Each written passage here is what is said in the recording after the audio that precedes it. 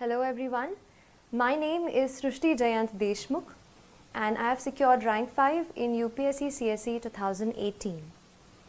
Here I am to share with you my journey, my experience of civil service preparation and what has helped me to achieve what I have done today. So a little bit about myself. I like to tell you that the motivation that I got to prepare for this exam came through the preparation itself.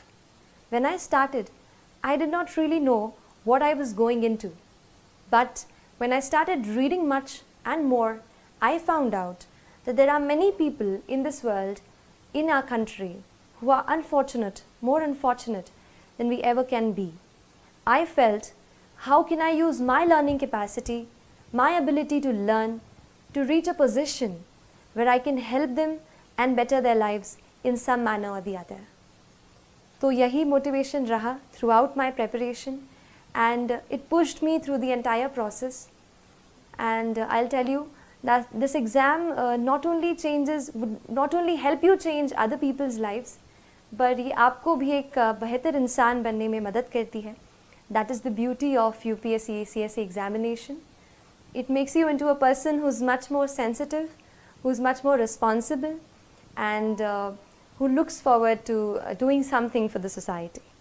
So coming to the exam, I'd like to start by first telling you about the organization of notes. Now I feel that the syllabus which we have got, the UPSC syllabus, is our guiding light. It will tell you at every step कि आपको क्या important है और क्या नहीं है.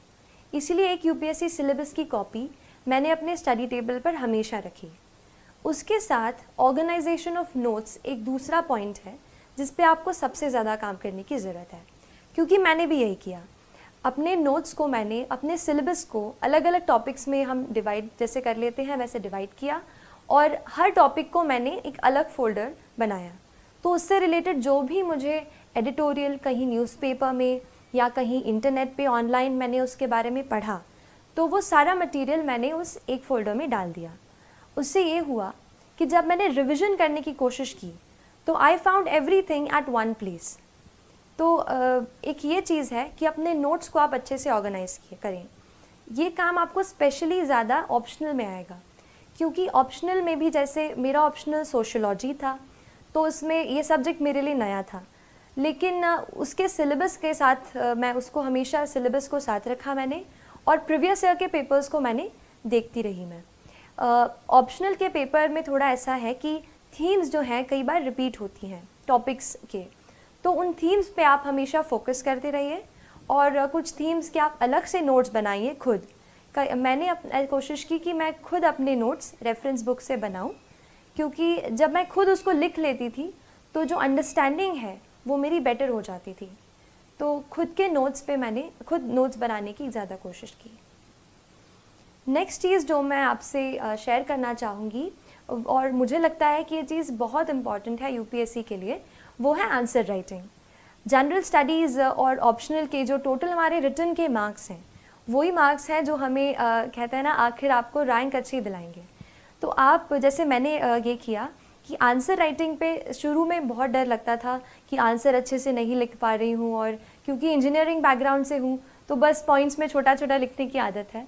लेकिन जैसे सोशियोलॉजी ऑप्शनल है, आपको डिटेल में सब बताना पड़ता है, और जनरल स्टडीज़ हैं, कुछ डेफिनेशंस रहती हैं, तो मुझे भी शुरू में काफ़ी डर लगता था आंसर्स लिखने से. लेकिन इस डर पे थोड़ा सा मैंने काबू करने की कोशिश की और हर रोज़ एटलीस्ट 1 से 2 आंसर मैंने रोज़ लिखने की कोशिश की. भले ही मैं आंसर अच्छा नहीं लिख पाती थी, शुरू में बहुत दिक्कतें आई, लेकिन बार बार जब आप आंसर्स लिखते हैं और क्वेश्चंस अच्छे स्टैंडर्ड के क्वेश्चंस लेते हैं, जैसे UPSC के ही आप प्रीवियस ईयर के क्वेश्चंस ले लीजिए, उन क्वेश्चंस से मुझे ये समझ में आया कि असली एग्ज़ाम का स्टैंडर्ड क्या है. तो ये चीज़ मैंने की, 1-2 आंसर 1-2 मैं रोज़ लिखती थी. और उसके बाद फिर मैंने कुछ टेस्ट सीरीज़ ज्वाइन की जिसमें मैं हर संडे को कोई एक टॉपिक रहता था जिसको मैं पूरे वीक में पढ़ती थी और वही टॉपिक्स के मैं आंसर्स लिखती थी.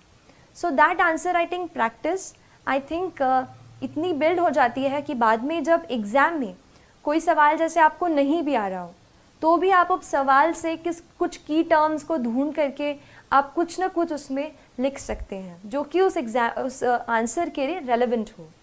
तो ये क्योंकि कॉम्पिटिटिव एग्ज़ाम है, आपको 1 या आधा मार्क एक्स्ट्रा स्टील करना है, तो इसके लिए आप कोशिश करें कि अपनी रीडिंग वाइड रखें और आंसर राइटिंग की बहुत सारी प्रैक्टिस करें।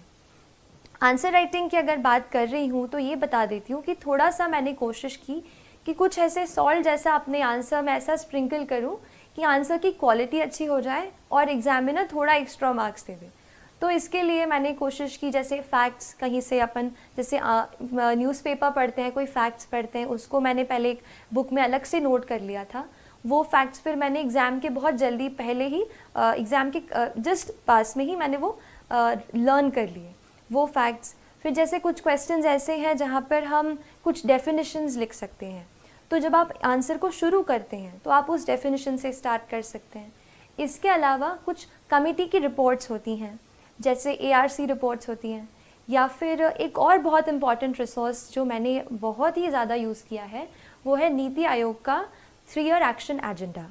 ये जो एक डॉक्यूमेंट है, इसमें आपको गवर्नमेंट की सारी स्कीम्स एक जगह पर मिल जाएंगी, so you understand the perspective of the government.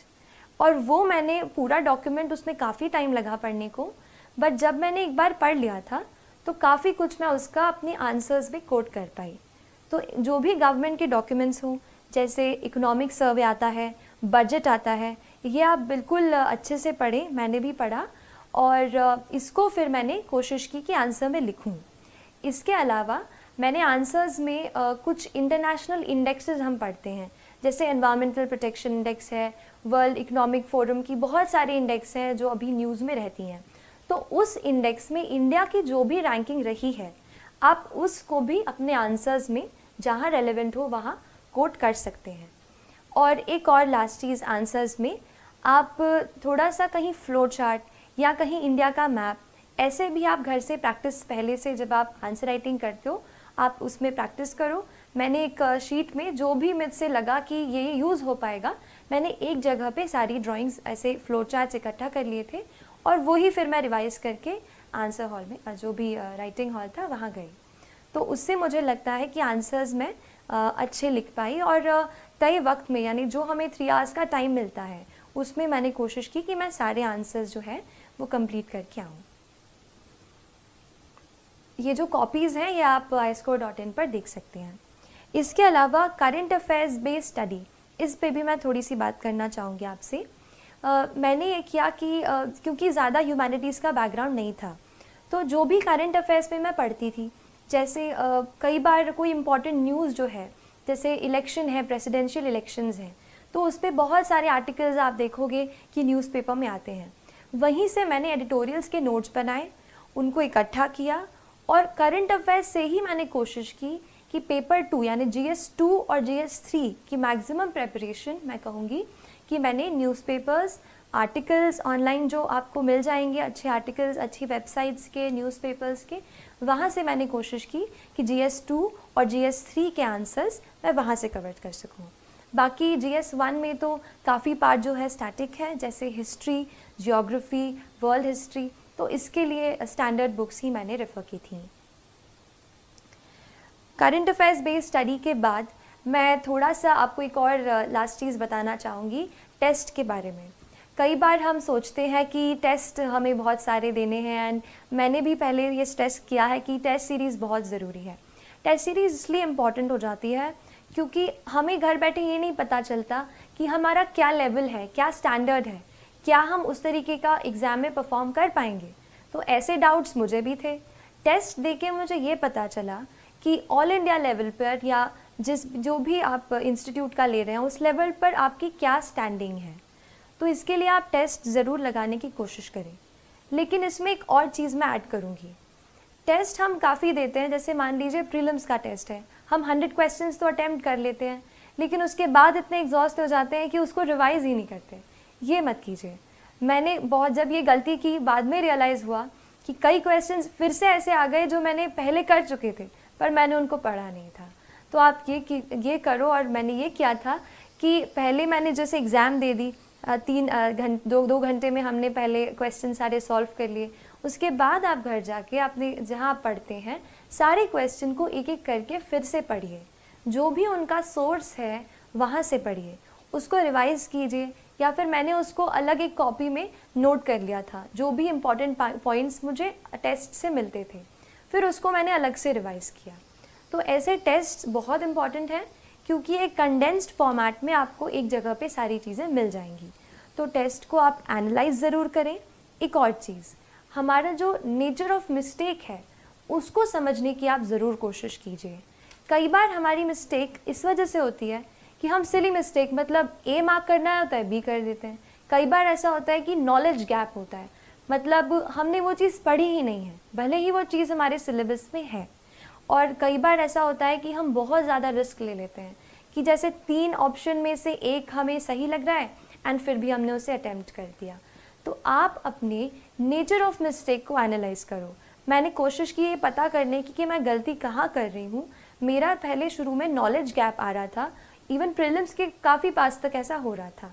तो आप अपने नॉलेज गैप पे थोड़ा सा देखो, कौन सा, जैसे मैंने देखा कौन सा सब्जेक्ट है जिसमें मैं इतना ज़्यादा अच्छा नहीं परफॉर्म कर रही हूँ, तो उसी सब्जेक्ट के फिर से मैंने अपने नोट्स खोले, फिर से उन्हें पढ़ाई की, फिर से उनसे पढ़ा। तो ऐसे करके वो नॉलेज गैप जो है वो ब्रिज हो गया। आप ऐसे ही अपने नेचर ऑफ मिस्टेक पे वर्क करेंगे, तो I think that worked for me and it will help you as well. So these are some of the things जो मुझे लगा कि थोड़ा मैं आपसे शेयर करूं और आपके प्रेपरेशन जो यूपीएससी प्रेपरेशन है उसमें हेल्प करेगी। I hope I have given you at least 2 or 3 points which can add up some value to your preparation. So all the very best. Thank you.